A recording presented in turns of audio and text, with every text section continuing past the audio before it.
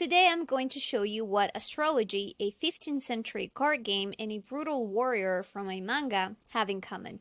Because in this video we're going to be talking about Tome 42 from the Berserk manga that includes a special edition with a Berserk Tarot deck, and I'm going to show you the historical origins of Tarot deck as we know it today, and I'm going to give you my personal impressions on the symbolisms included on the Tarot decks as well as how they relate to the characters and the story in general. So stay with me because hi, my name is Victoria and in this channel is where passion meets curiosity.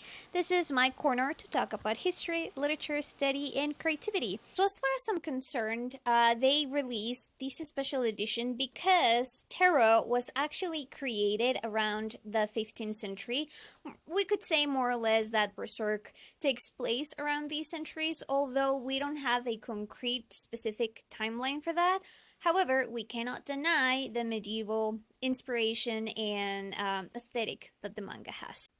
When it comes to tarot, we actually have several systems and styles, but today we're going to be talking only about the Visconti Sforza tarot deck and the Smith-Waite tarot deck. Historical evidence we have about tarot dates back to the 15th century in Italy, when Bianca Visconti commissioned a card game named Trionfi, and it had little to zero esoteric connotations attached to it. However, what we know is that it was simply created to have fun.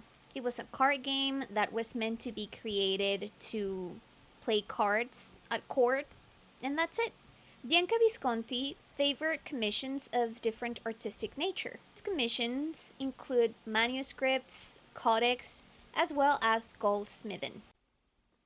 The Visconti Sforza tarot deck favored a lot of the artistic aspirations and inclinations from the Middle Ages, and it is believed that the art behind the deck comes from Bonifacio Bembo, an artist from Venetian origin. The iconography represented in the deck was merely allegorical, and it was invented with recreational purposes. It is believed that it was a very good mental exercise because it required memory and some strategy to play with. And as with everything ever created, it represented status too. I mean, who wouldn't like to have a deck that represented your daily life? The art in the Visconti Sforza deck follows the Lombardian pictoric trend that included various representations of the noble court life and nature in general. At this time, as I mentioned, the deck wasn't created for esoteric purposes, but rather it was just to have fun, just to mess around in court. And even it was bold to some extent, but even though if it was bold, it didn't oppose anything to the church, and to the point that even recreated some figures representing a female pope, but nothing that attacked the church in general. It was like their medieval monopoly. And the most marvelous thing of it all is that we still have, up to this day, some of the cards that were handcrafted by probably Bonifacio Bembo. If you happen to be in New York, you can go ahead and schedule a visit to go and see the deck as it is still preserved today in the Morgan Library and Museum. However, as time progressed, also did the purpose for these card games. And by the 18th and 19th century, then the tarot deck started to be associated with divinatory and esoteric purposes.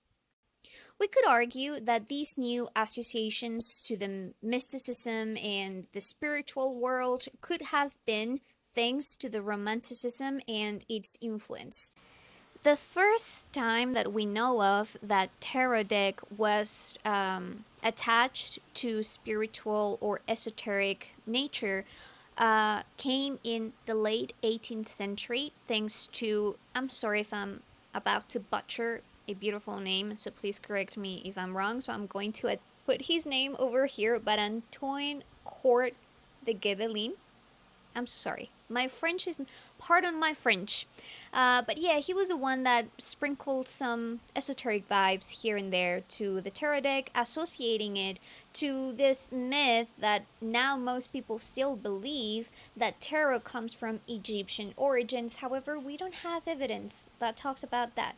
He simply said that it was a good idea to relate it to the Book of Thought, but that's it. We don't have actual historical evidence that sustains this. And a couple of centuries later, what we know today as the Rider-Waite-Smith tarot deck appeared.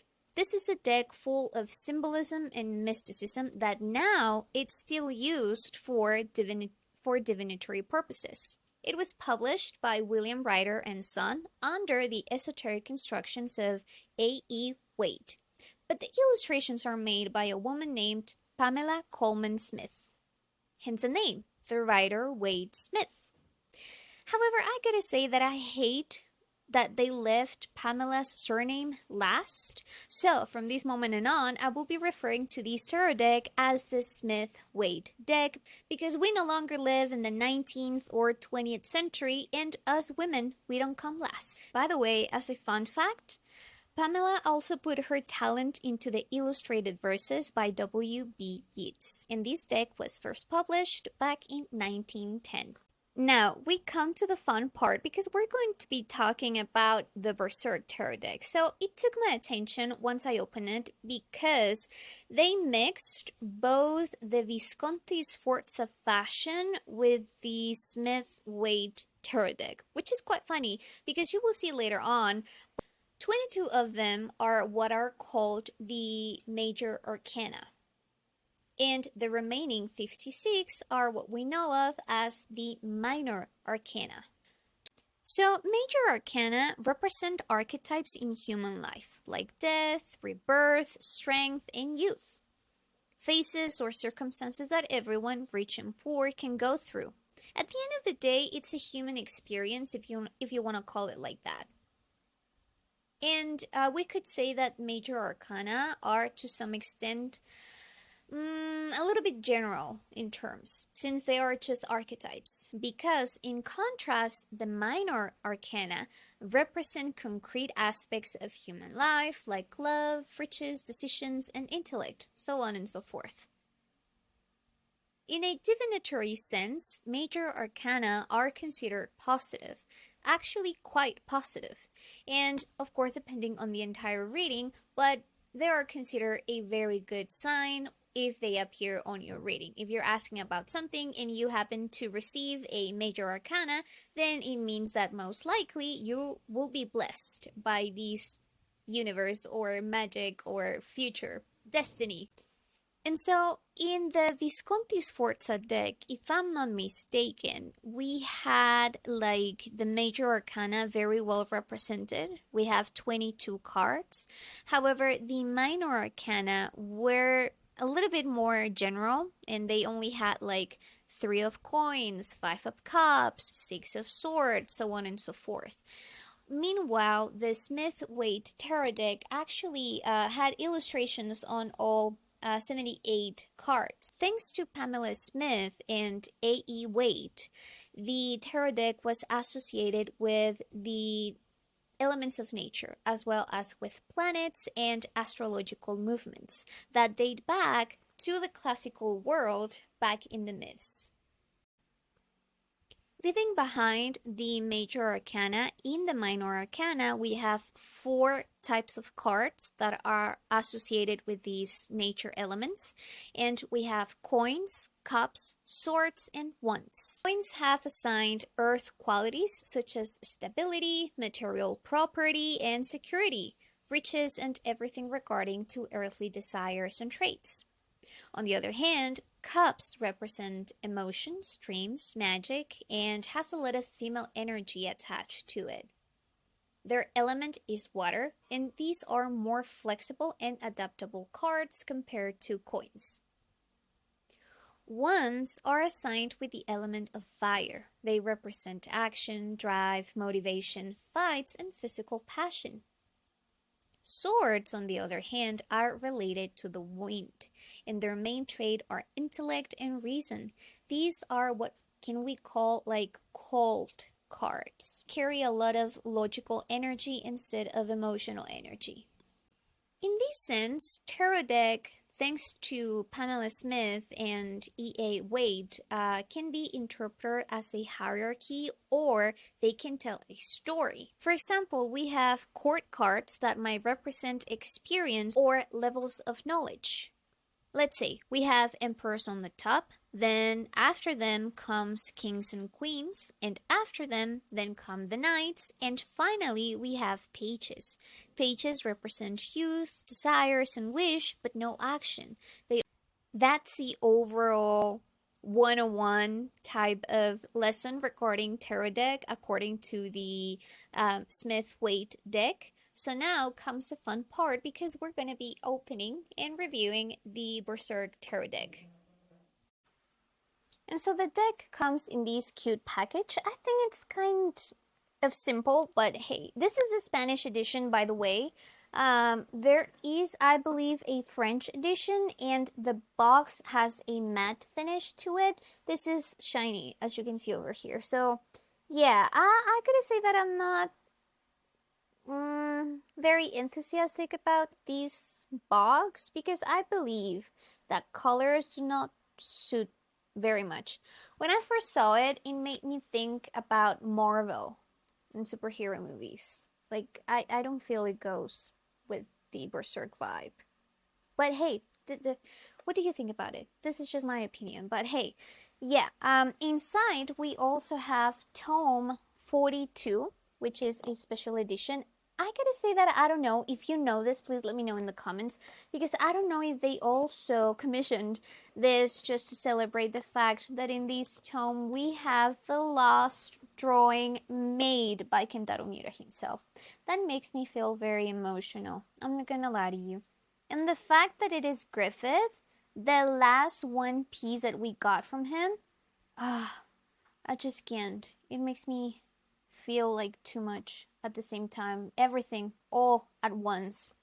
But it's beautiful. And come on, Griffith is just there looking beautiful. What the heck? And just a moment of appreciation, because comes with these how do you call it? I forgot the name. I will paste the word. But yeah, it comes with this removable cover to protect the manga itself. But I love this part over here. How both of them are looking in different directions, and the colors, how they define them, and the looks in their eyes. Oh, I just love it. Griffith is looking high and above, but Guts has his eyes down. I think that this says a lot.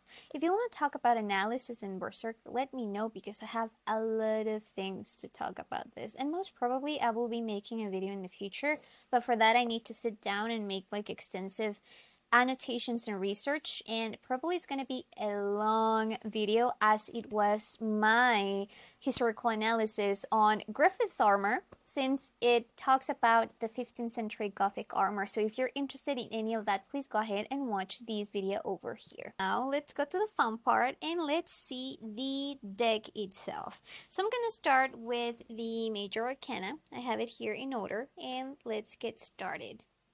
We don't start with number 1. We start with number 0. And in number 0, we have the Fool. The Fool is a card that is attached to the fire element and is the beginning of the road, of this journey. It represents innocence, and it has a spontaneous and free spirit.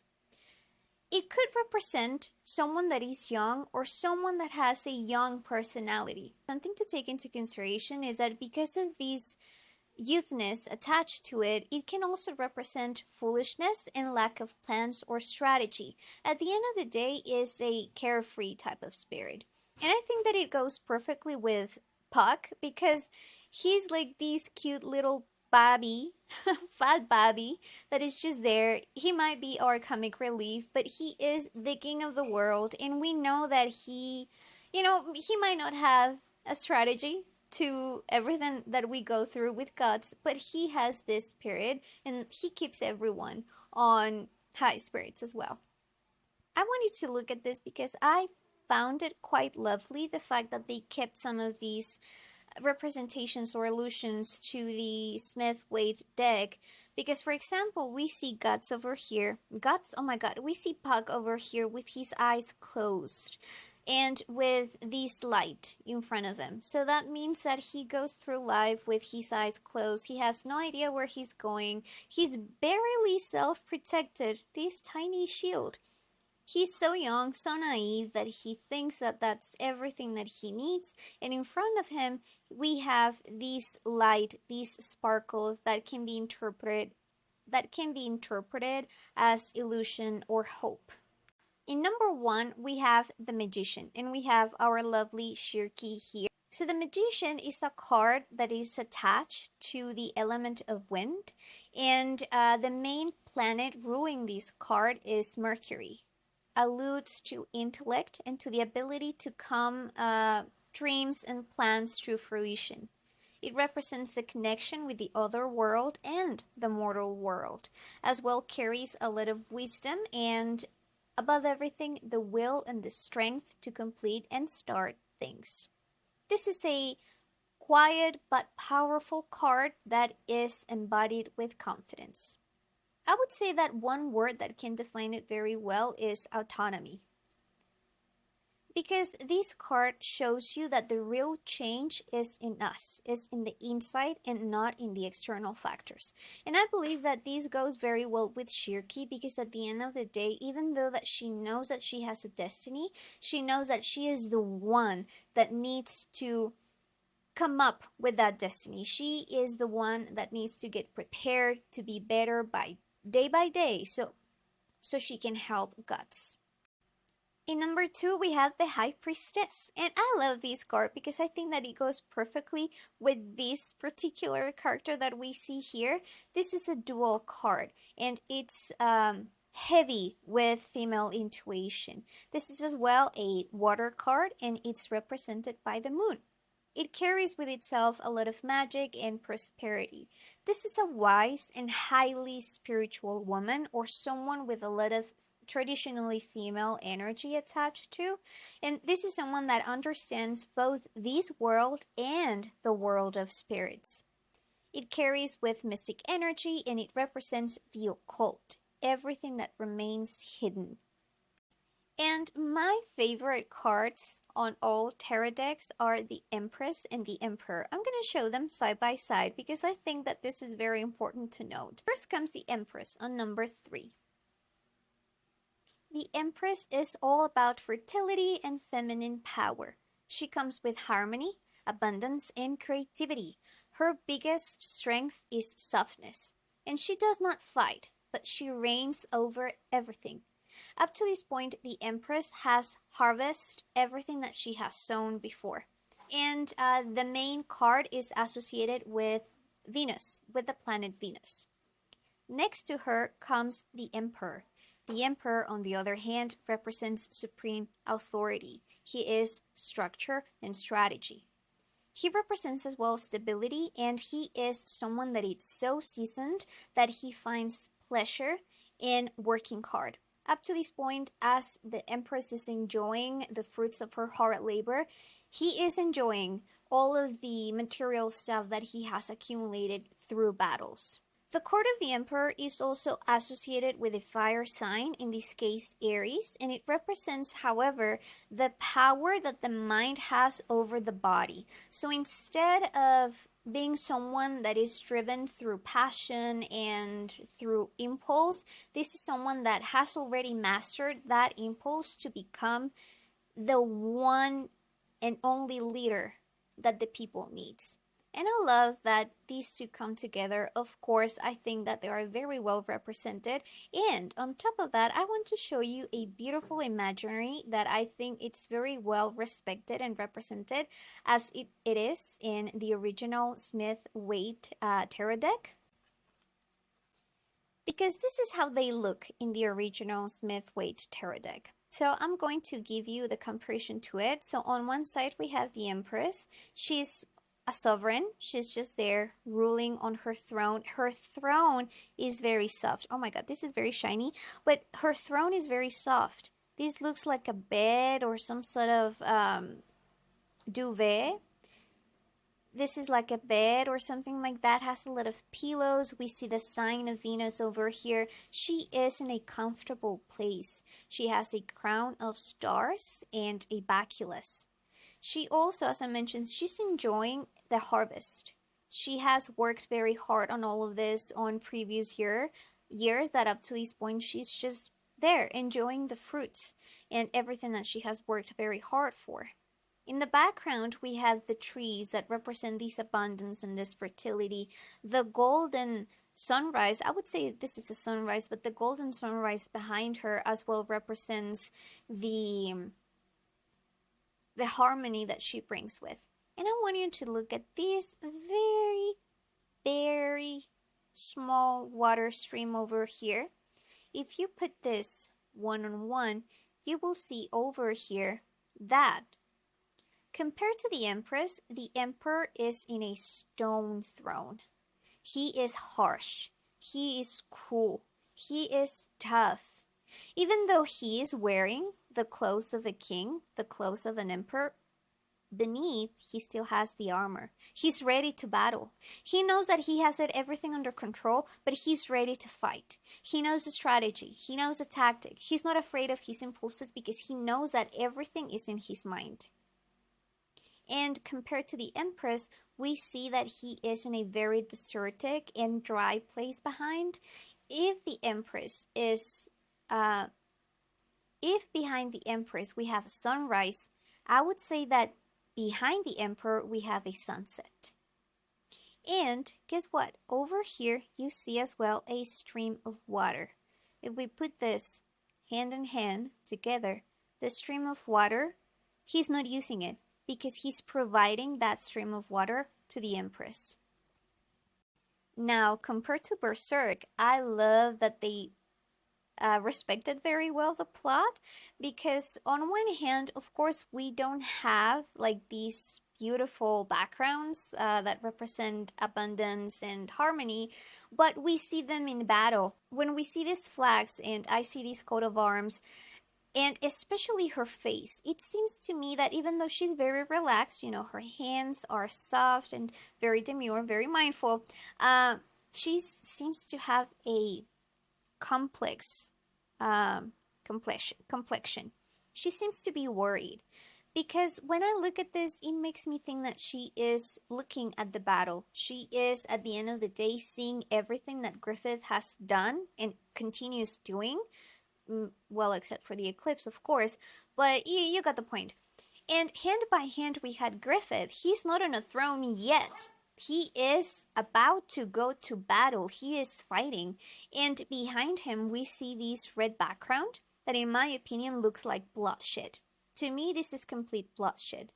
Compared to the Empress, blue in the Smith-Waite tarot deck can be interpreted as harmony. So yeah, I think that these two go hand in hand very well.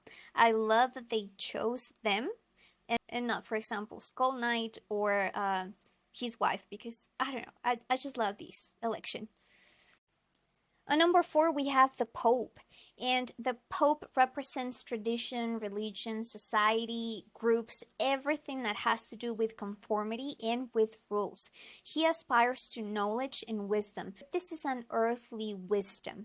He is the counterpart of the High Priestess, but him, instead of being in contact with the spiritual world, he is in contact with the material world. At the end of the day, I think it represents very well the image of the Pope, because let's not forget that in the 15th century, the Pope was the maximum authority, and everyone actually respected the popes. So I just love that election. And meanwhile, the magician reigns over the spiritual world as well as the high priestess. The Pope reigns over the earth, and he actually represents the force of movement. He moves the masses, for good and for wrong, unfortunately.